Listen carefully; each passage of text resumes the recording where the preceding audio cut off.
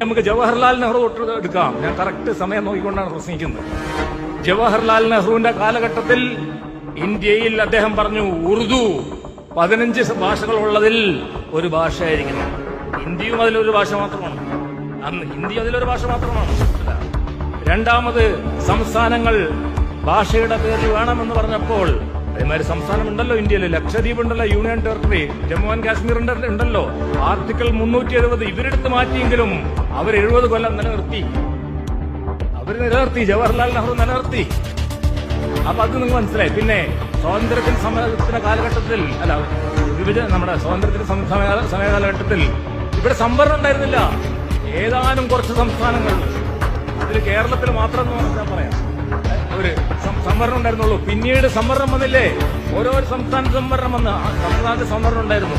അല്ലാതെ ബാക്കി എല്ലാ സംസ്ഥാനങ്ങളിലും, ആദ്യം കർണാടകയിൽ പിന്നെ ആന്ധ്രയിലൊക്കെ മുസ്ലിം സംവരണം വരികയും അവസാനം മണ്ഡൽ കമ്മീഷൻ റിപ്പോർട്ട് വന്നപ്പോൾ ഇന്ത്യയിൽ ആഗമനം മുസ്ലിമുകൾക്ക് സംവരണം വന്നു.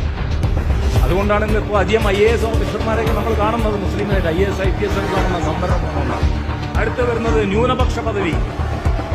ന്യൂനപക്ഷ പദവി വെച്ചിട്ട് ന്യൂനപക്ഷങ്ങൾക്ക്, മുസ്ലിം എഴുതിയിട്ടില്ല, ന്യൂനപക്ഷങ്ങൾക്ക് സ്വന്തമായിട്ട് സ്ഥാപനങ്ങൾ നടത്താനും അവിടെ വേണമെങ്കിൽ 100 വിദ്യാർത്ഥികളെ അവരെ അഡ്മിറ്റ് ചെയ്യാനും അവരുടെ സമൂഹത്തിൽപ്പെട്ടവരെ അധ്യാപകരായിട്ട് നിയമിക്കാനും ഒക്കെയുള്ള നിയമം വന്നില്ലേ.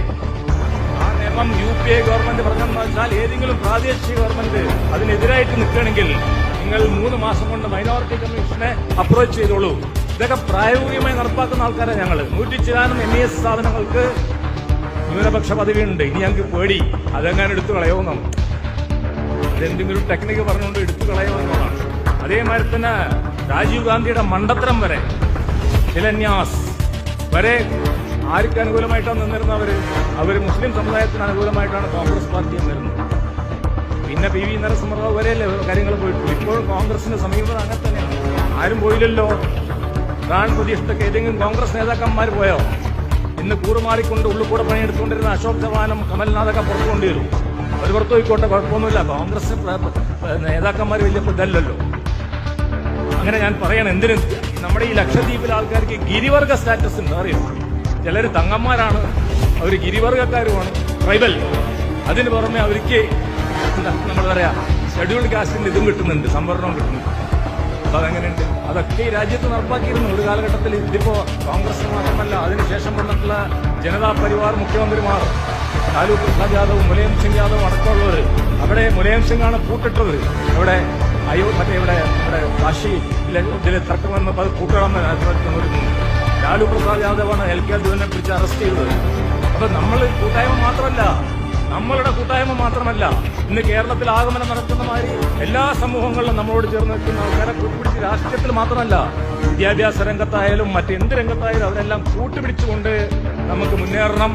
അല്ലാതെ ചെറിയ അഭിപ്രായ വ്യത്യാസം ഉണ്ടാവും. ഇസ്ലാമിന്റെ ആവിർഭാവ കാലഘട്ടത്തിൽ തന്നെ സൈദ്ധാന്തികമായിട്ടുള്ള അഭിപ്രായ വ്യത്യാസങ്ങളൊക്കെ ഉണ്ടാവും.